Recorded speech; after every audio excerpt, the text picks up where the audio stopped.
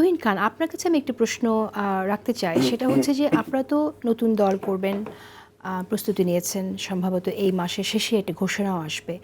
আহ, এটা কি মানে রাজনৈতিক দল করতে গেলে আপনারা কি মনে করেন যে আপনারা প্রতিদ্বন্দ্বী যাদেরকে চিন্তা করছেন যে রাজনৈতিক দলগুলো যারা আপনার আগামীতে প্রতিদ্বন্দ্বী হয়ে উঠবে তাদের কোনো ভালো কাজকে আপনারা খারিজ করে দিতে হবে, এরকম কোনো বিষয় কি আপনারা চিন্তা করেন কিনা? প্রশ্নটা এই জন্যই করলাম যে নাগরিক কমিটির মুখ্য সংগঠক বলেছেন যে জুলাই 20-এর আগে রাজনৈতিক দলগুলো সরকার পতনের কথা চিন্তা করেনি। বিএনপিকে উদ্দেশ্য করে বলা হয়েছে।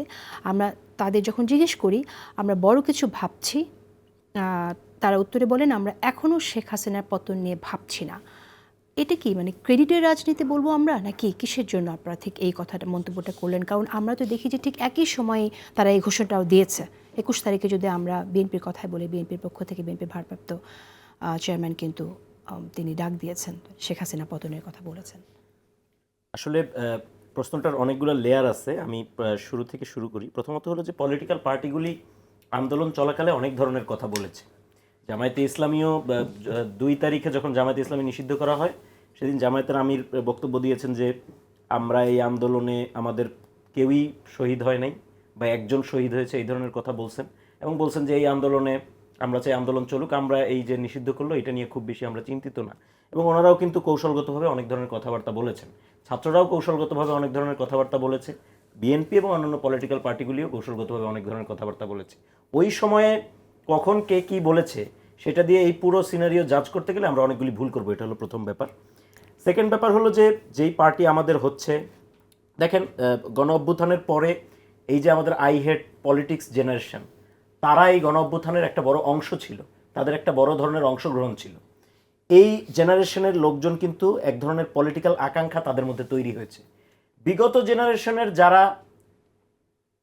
বিভিন্ন ধরনের পলিটিক্যাল ডিভাইডেশনে বিরক্ত ছিল এক ধরনের, এবং গত 15 বছরের ফ্যাসিবাদে যারা আসলে রাজনৈতিক স্বপ্ন দেখা ভুলে যেতে বসেছিল, তারাও এই অভ্যুত্থানের পরে এক ধরনের নতুন রাজনীতির। হ্যাঁ, কিন্তু আমি সেটাই বুঝতে চাচ্ছি যে নতুন রাজনীতির কথা আপনারা বলছেন, নতুন রাজনীতিটা কি? আমরা তো এর আগেও দেখেছি যে প্রতিদ্বন্দ্বীর সব খারাপ এবং ভালো কাজটাকেও অস্বীকার করার একটা রাজনীতি আমরা অতীতে দেখে এসেছি।